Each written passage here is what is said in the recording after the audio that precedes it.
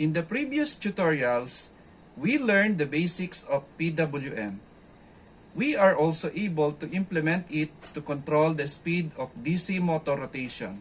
Then we explore further application of PWM in controlling servo motors' angle position.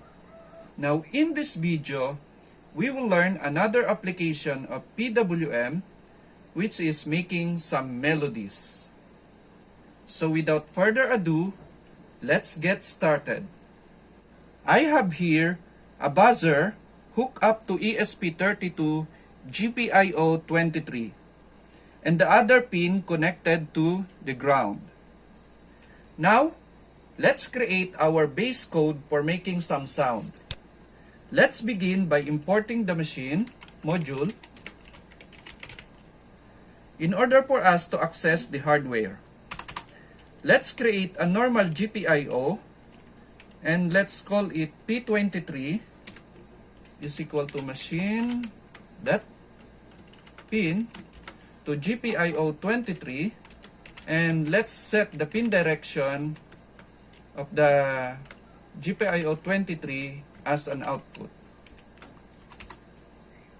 To attach a PWM driver to P23 object, let's create another object and let's name it as buzzer. Machine.pwm, and let's use the P23 object.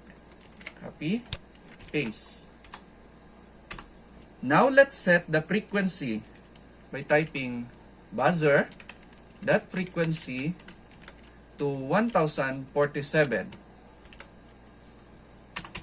And also the buzzer.duty to 50, which is approximately 5% duty cycle. Let's give it some time. Let's call the time.sleep of 1 second. And let's also import the time here. Import time module. And after we sleep, we set the buzzer.duty to 0 in order to turn off the pulse. And lastly, buzzer.dinit to disconnect the PWM driver from GPIO 23. Let's save it to this computer only. Let's save it as T007 underscore example 01. Let's say single note .py. Let's run it. And you can hear the buzzer produces a sound. Let's run it one more time. Okay. What happens is in this part, we set the frequency to 1047, which is approximately a frequency in octave 6. 1046.5 is the frequency of C in octave 6.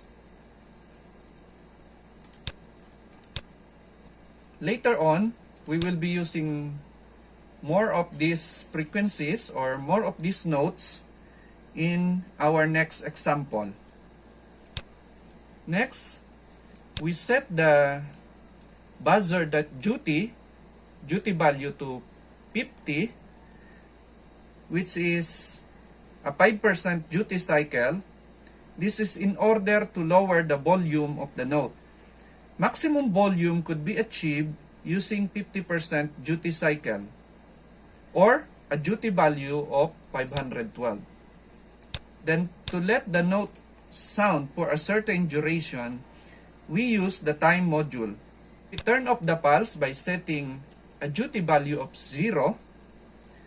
And lastly, we deinitialize the PWM driver. in order to disconnect the PWM driver from the GPIO pin 23. For example number 2, let's copy and paste this first example and reuse it by making another file. I will paste it here and let's save it as in the computer T007 for tutorial 07 as example 02. Let's name it Mario Melody .py. Let me erase this part. We will not use it. Instead, let's create a utility function for our convenience. We will be using it for playing a list of notes. Let's call this function as play. And I want to pass a pin as an argument and also a list of notes. Let's call it melodies. And I also want to pass delays and also a duty value.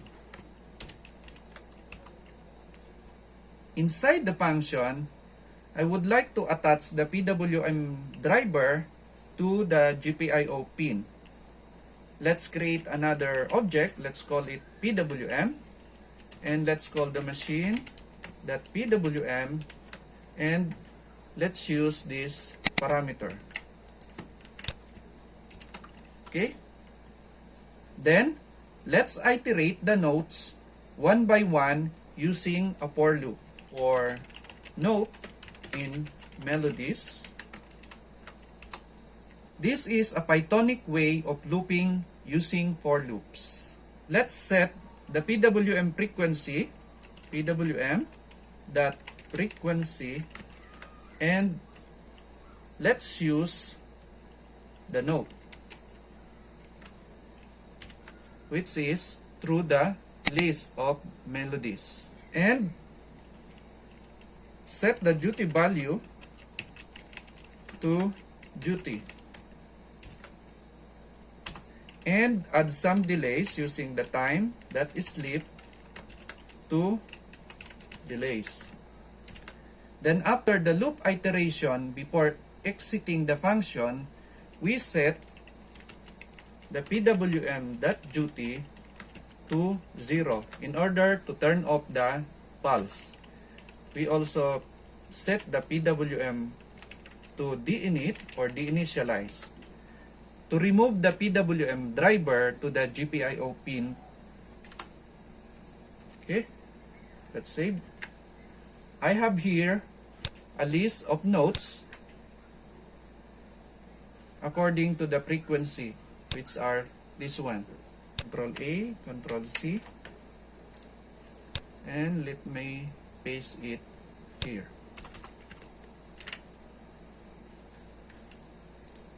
And I also have a copy of melodies of Mario here. These are the melodies or notes or chords which we can use. Let me copy this one. Let me paste it here.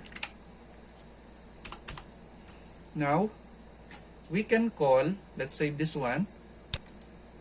Now, we can call the play function in our REPL. Let's make it run. Okay. Play. P23. This is the GPIO pin. Then the melodies, Mario. Then some delays. Let's say 0.15 or 150 milliseconds, and a duty value of 512 or maximum volume. Let's hit this one.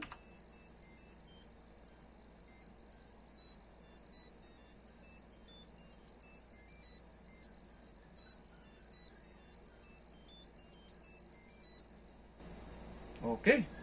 How about we make another function for us to easily play the Mario tune or the melody. Let's call it DEF play Mario. And let's just copy this one. Let's set the volume lower to 50 to 5% duty cycle. Let's save this one. Run. And let's call the play Mario function.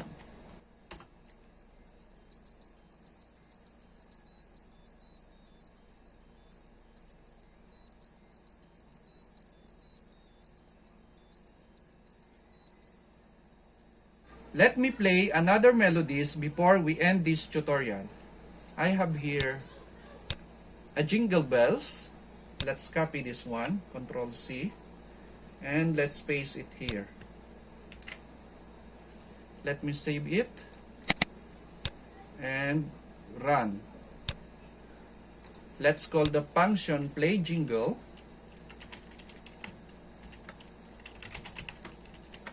And hit enter.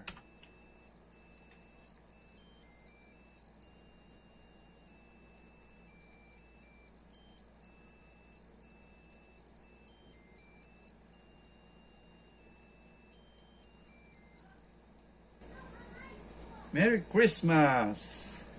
That's all for now. If you have any question regarding this tutorial, you may write your inquiry in the comment box provided.